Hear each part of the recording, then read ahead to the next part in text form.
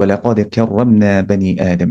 আল্লাহ সুবহানাহু ওয়া তাআলা বলেছেন, নিশ্চয়ই আমি আদম সন্তানকে সম্মানিত করেছি। আল্লাহ সুবহানাহু ওয়া তাআলা প্রত্যেকটি আদম সন্তানকে সম্মানিত করেছেন, তারা প্রত্যেকেই সম্মানিত।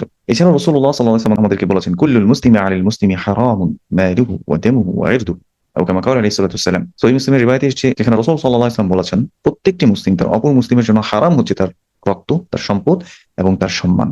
তার সম্মান যেটা আছে এটাকে আমাদের জন্য হারাম করা হয়েছে। আমরা দেখতে পাই যে আমরা এখন যাদের সাথে আমাদের মত বিরোধ হচ্ছে বা যাদেরকে আমাদের পছন্দ না, তার বিরুদ্ধে গিয়ে আমি অনেক কটু কথা আমরা বলছি, তাকে নিয়ে মিমস বানাচ্ছি, মিমিক্রি বানাচ্ছি, তাকে নিয়ে উপহাস করছি।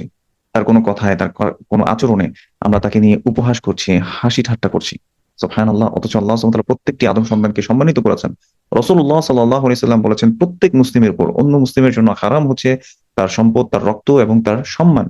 এই সম্মান নিয়ে আমরা ছিনিমিনি খেলছি।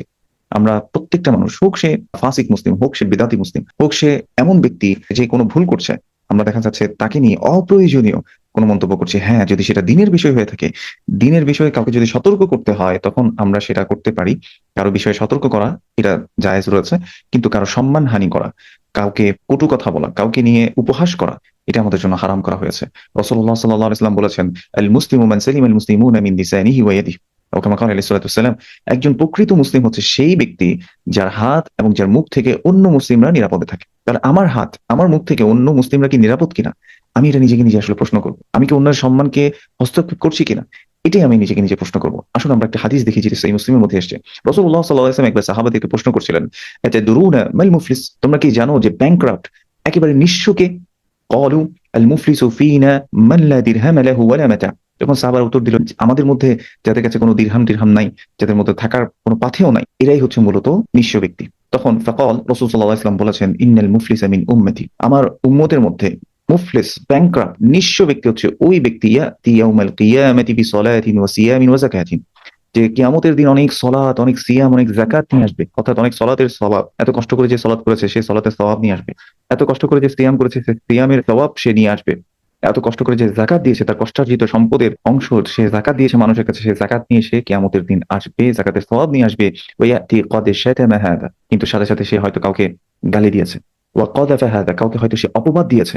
ওয়া আকালা মাল হাদা, অথবা এই ব্যক্তির হয়তো সে সম্পদকে ঘাস করে নিয়েছে, অন্যায়ভাবে সম্পদকে সে গ্রহণ করেছে। ওয়া সাফাকা দামা হাদা, হয়তো কারো সে রক্ত ঝরিয়েছে। ওয়া দারাবা হাদা, হয়তো সে কাউকে মেরেছে, এই ব্যক্তিকে হয়তো সে মেরেছে। ফায়ু'তা হাদা মিন হাসানাতিহি, এই যে ব্যক্তিদেরকে যাকে সে গালি দিয়েছিল, যাকে সে অপবাদ দিয়েছিল, এবং যার সম্পদ সে অন্যায়ভাবে ভক্ষণ করেছিল, এবং যার রক্ত সে ঝরিয়েছিল, যাকে সে মেরেছিল, এই ব্যক্তিকে তার এই হাসানাত গুলো, এই যে সলাত সিয়াম যাকাত নিয়ে আসছে, এতগুলো সওয়াব নিয়ে আসছে, এই সওয়াবগুলো সেই ব্যক্তিকে দিয়ে দেওয়া হবে।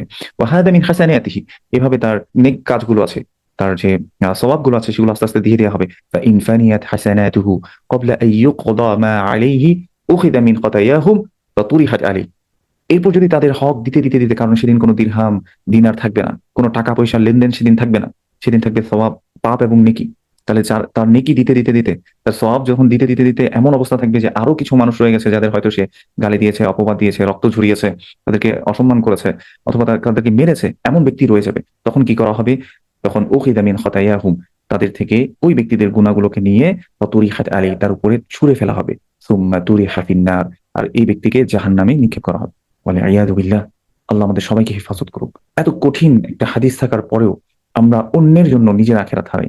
আমরা অন্যের ব্যাপারে মন্তব্য করতে গিয়ে, গীবত করতে গিয়ে, তার ব্যাপারে আমরা মন্দ কথা ছড়িয়ে, আমরা কারোর ব্যাপারে বিদ্বেষ ছড়িয়ে, দেখা যাচ্ছে আমার নিজের আখেরাতকে আমি প্রশ্নবিদ্ধ করে ফেলছি। সুবহানাল্লাহ। আল্লাহ আমাদেরকে হেফাজত করুন, এবং আল্লাহ আমাদেরকে তাকওয়াবান হয়ে তার ব্যাপারে ভয় করার এবং আমাদের মুখকে হেফাজত করার তৌফিক দান করুন। এজন্য রাসূল সাল্লাল্লাহু আলাইহি ওয়াসাল্লামকে জিজ্ঞেস করা হয়েছিল, কোন সেই জিনিস যা সবচেয়ে বেশি মানুষকে জান্নাতে প্রবেশ করাবে? তখন রাসূল সাল্লাল্লাহু আলাইহি ওয়াসাল্লাম বলেছেন, তাকওয়াল্লাহি ওয়া হুসনুল খুলুক, আল্লাহর ব্যাপারে সচেতন থাকা, তাকওয়া সবচেয়ে বেশি মানুষকে জান্নাতে প্রবেশ করাবে। এবং হুসনুল খুলুক, সুন্দর আচার ব্যবহার যার আছে, এই দুটো গুণ মানুষকে সবচেয়ে বেশি জান্নাতে প্রবেশ করাবে। এবং তাকে যখন জিজ্ঞেস করা হয়েছিল সবচেয়ে বেশি কোন জিনিস মানুষকে জাহান্নামে প্রবেশ করাবে, তখন তিনি দুটি অঙ্গের কথা বলেছেন, আল ফাম ওয়াল ফারাজ, একটি হচ্ছে মুখ এবং লজ্জাস্থান। আল্লাহ সুবহানাহু ওয়া তাআলা আমাদেরকে যা বললাম আগে আমাকে আমল করার তৌফিক দান করুন, এবং আপনাদেরকে আমল করার তৌফিক দান করুন। হাযা ওয়া সাল্লাল্লাহু আলা নবিয়িনা মুহাম্মদ ওয়া আলা আলিহি ওয়া সাহবিহি আজমাইন।